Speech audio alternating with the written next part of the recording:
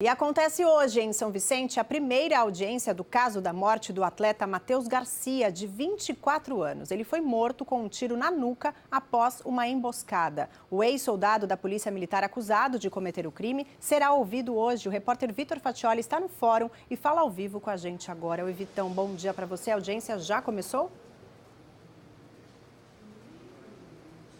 Bom dia, Vanessa. Bom dia para todo mundo aí que acompanha o VTV da gente. A audiência não começou, viu, Vanessa? Está atrasada, estava marcada para 11 horas da manhã, mas até agora não começou. São as últimas informações que nós conseguimos obter aqui, né, junto às pessoas que circulam. Nós estamos na sala de espera, o saguão de espera do fórum, onde foi permitida a presença da imprensa aqui em São Vicente, no Fórum de São Vicente. Só para que vocês tenham mais informações, serão 20 pessoas ouvidas, 20 testemunhas, são 11 de acusação, 6 em defesa do Jarbas, que é o acusado do crime, e 6 em defesa do Juan Carlos, que é o motorista do aplicativo que levou o Jarbas até o local do crime. 3 têm peculiaridades aí, 2 são protegidas da justiça, ou seja, não podem de forma alguma ser identificadas, não tiveram os nomes revelados, obviamente, e uma delas é uma testemunha ocular, é um guarda civil municipal, aqui de São Vicente mesmo, lógico que ele teria testemunhado o fato, então são 3 testemunhas aí importantes. Nós conversamos um pouquinho antes da audiência com o Eugênio Malavasi, que é o advogado de defesa, o advogado da família do Matheus.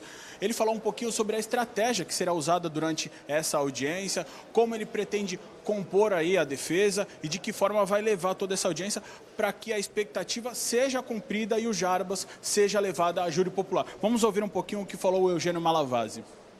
Finalmente chegou o dia do início de instrução e eu espero que efetivamente essa instrução hoje termine com o interrogatório dos acusados e já com os debates, inclusive com a manifestação da acusação, da assistência, que sou eu, ou seja, eu sou o advogado da vítima, e dos advogados dos acusados, que com certeza, com as provas ainda pré-constituídas, já pré-constituídas na fase inquisitorial, bem como os laudos entranhados nos autos, a pronúncia é certa.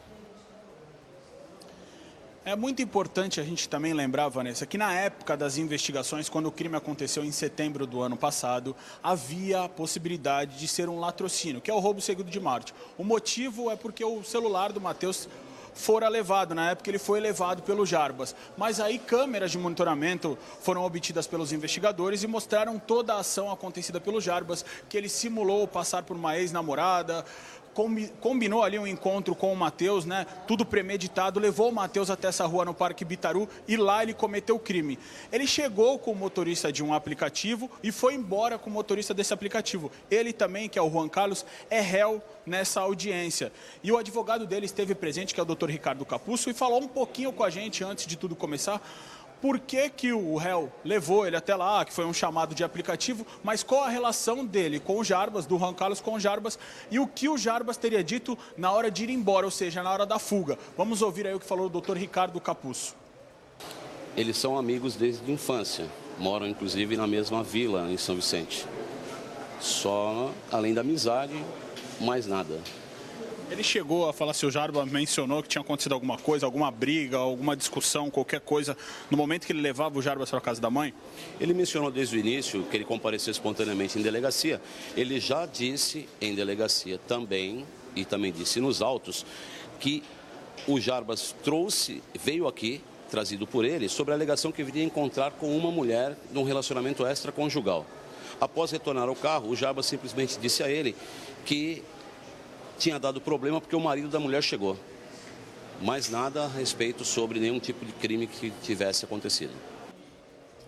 Na época do crime, o Jarbas Neto, que é o acusado de ter matado o Matheus, ele estava em processo administrativo exoneratório da Polícia Militar, porque já tinha cometido algumas infrações não respeitando o Código de Conduta da Polícia Militar. Hoje ele já é ex-policial, mas continua preso lá no presídio Romão Gomes. Ele foi trazido para cá, como nós vamos mostrar a imagem agora, pelo um camburão da Polícia Militar, entrou pelo estacionamento, normalmente como fazem todos os réus, e ele já está lá na sala de audiência, que eu repito, ainda não começou, está atrasada. O motorista do Uber veio normalmente pela porta da frente, chegou num horário diferente, no qual a gente acabou não conseguindo registrar essa entrada dele, só conforme disse o advogado, agora conversamos com ele.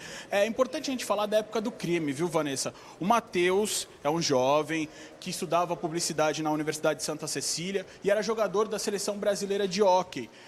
O Jarbas teria premeditado todo o crime de que forma? Se passando pela ex-namorada e amiga do Matheus. E marcado o encontro lá no Parque Bitaru, que é um bairro aqui bem próximo do fórum até. Lá no local do encontro, aí sim ele teria rendido o menino Matheus, como nós temos as imagens aí das câmeras de monitoramento, teria rendido o menino Matheus, pediu o celular dele para tentar, desviar a investigação da polícia, para atrapalhar as investigações, pediu que o Matheus ajoelhasse, levantasse a camisa, ajoelhasse e acabou dando um tiro na nuca, que resultou na morte do jovem. Ele chegou a ser levado para o hospital, mas no caminho já chegou sem vida. Ou seja, a expectativa, como disse o delegado, o advogado Eugênio Malavasi, é que seja um júri popular, um futuro júri popular para o Jarbas Neto. Vamos aguardar para saber que horas a audiência começa e qual vai ser o resultado dessa primeira e muito provável única audiência do caso, Vanessa. Tá bom, Vitão. Obrigada, viu, pelas suas informações. Boa tarde para você.